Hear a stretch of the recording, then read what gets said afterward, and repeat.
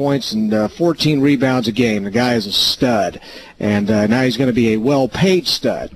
All right, we're going to go to the APEC VIP hotline, cutting-edge training for the serious athlete, apecgo.com right now. One of my favorite all-time writers, sports columnist for the Dallas Morning News, Rick Gosselin. How you doing, Rick? Doing great, Bryan. Thanks very much for being on the show with us today. First of all, when we talked a few months ago, we were talking about what looked like maybe the death of defense in the NFL, and are arguing about, or we weren't arguing, but we were talking about how much we enjoyed things like the LSU-Alabama 9-6 game back in November.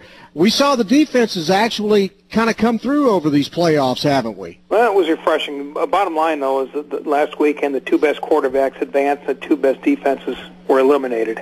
That's still the bottom line. You're still winning with offense, but last weekend was refreshing because in a game like that, every play matters, every possession matters. We're not talking about a 69-53 shootout.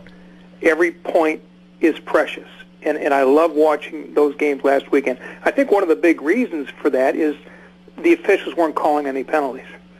During the regular season, they were averaging 13 penalties a game for about 130 yards. During the postseason, they were throwing the flag 6 times a game for about 80 yards. And I think that really helped. The defenses were allowed to play. Yeah. Do you think that was intentional? I think the edict came down at the end of the regular season. Let them play in the postseason. Let the players decide the games. The officials shouldn't be the game. Let the players be the game. I think it definitely was because it was a dramatic drop-off from the regular season. Do you think that will carry over into the Super Bowl? I think so. Again, people want to see the players decide the game, not the officials. The best officiating are the ones you don't see. When there are no flags and no whistles and the players are playing, that's when the games are most enjoyable. I think you'll see another low penalty game in the Super Bowl in the next September. Flags will be flying again. I was just about to ask, okay, so are we going to see a trend where things kind of start swinging back to letting the defenses play again? No, they've stacked the deck. Next year, you're going to see even more throwing. You're going to see teams start in more and more teams starting in 3 receiver sets, and defenses starting in a nickel package. You're taking a linebacker off the field and putting a lesser player, a cornerback, on the field. You're going to see less running the football. If you've got a franchise quarterback, you're going to let him win for you.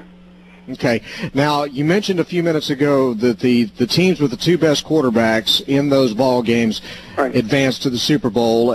So what's the question is, what's more important? Do you build on defense now, or is it still all about the quarterback? It's all about the quarterback. I had a column 2 Sundays ago where I said quarterback is now 90% of the championship equation.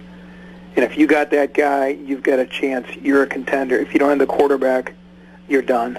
And you look at the coaches that got fired this offseason, all of them either didn't have a quarterback or had quarterback injuries. I mean, it's now 90% of the game. I think the defense helps, especially in January, but the bottom line is the quarterback is going to win championships for you. Okay, so that being said, then, looking at the 2 quarterbacks that are in the Super Bowl, where does that put Tony Romo? Well, he's not on the top shelf. The debate here for last year, actually last 2 years, has been, Tony Romo or Eli Manning. Well, the bottom line is Eli Manning has made the plays to win the biggest games of his life. Tony Romo hasn't. Eli Manning seems to play his best football in December and January. Tony Romo doesn't, and that's the difference. I think Romo is one of the top shelf quarterbacks in the NFL. But I think there are several players ahead of him. Manning, Brady, Breeze, Rodgers. I think he's in the second tier, probably in the 6 to 10 range. I think there are probably 6 guys ahead of him. But at some point, he's got to win a game in December and January to get himself where he believes, the Cowboys believe he belongs.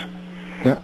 I agree with your assessment of Tony Romo, but what would you do with the argument that Eli Manning, for instance, had a better supporting cast around him than the Cowboys put around Romo? Please. No one was even talking about the Giants as a division contender back in August. It was the Eagles were the talk, in the Cowboys. There was some feeling the Cowboys could press them because they had Romo. And here, the Giants were one of the most injured teams in football. They had the worst.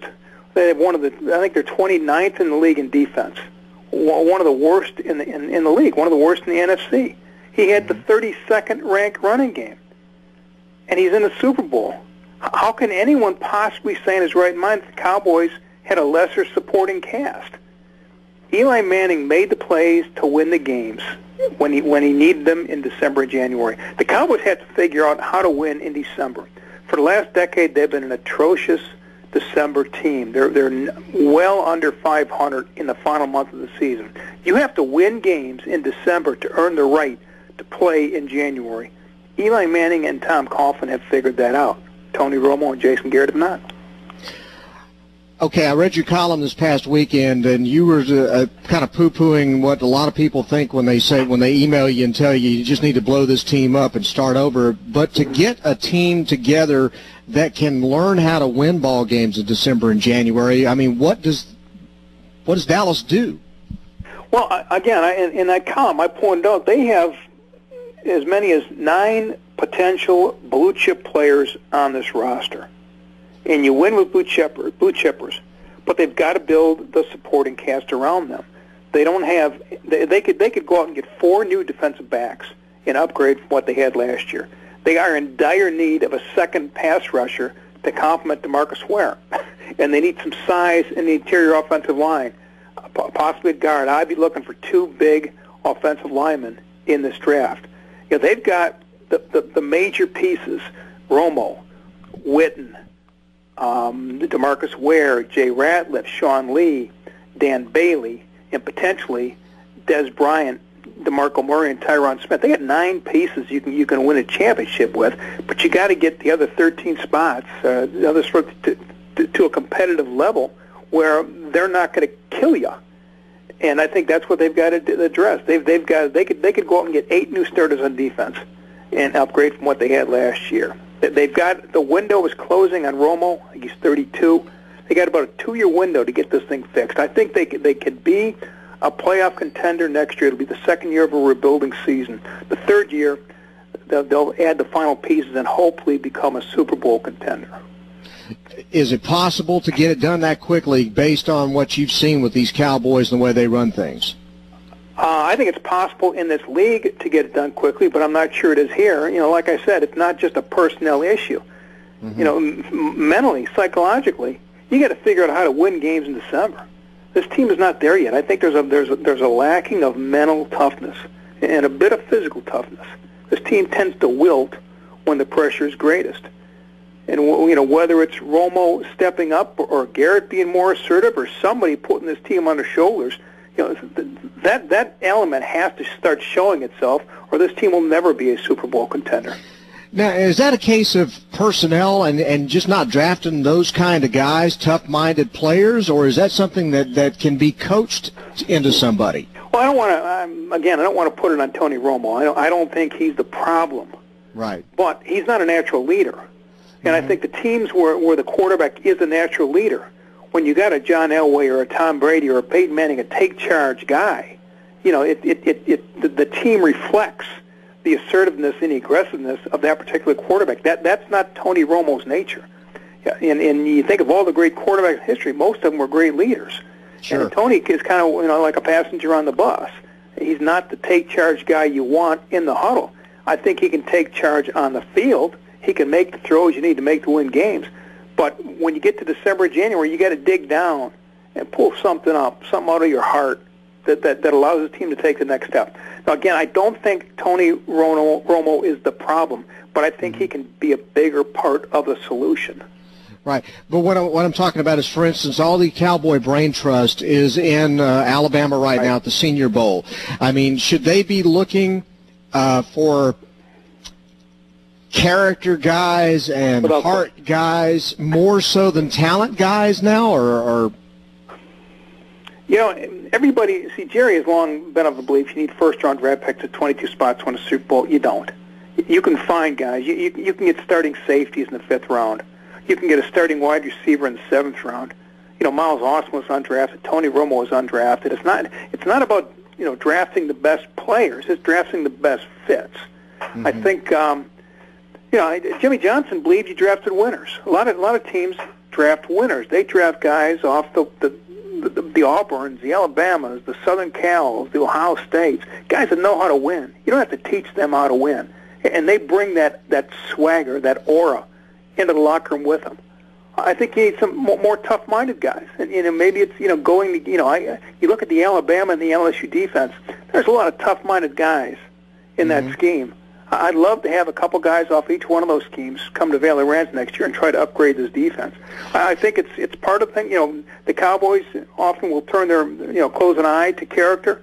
Taking a Des Bryant, and he becomes a distraction, and he underachieves. And you love his talent, but he's not achieving. Maybe they would have been better off taking a Demaryius Thomas, somebody like that who wasn't as athletically gifted, but has got something deep down inside that'll make him a great player. Do you think Jerry Jones is getting it yet? He's still going to be the GM. That about tells you all you need to know.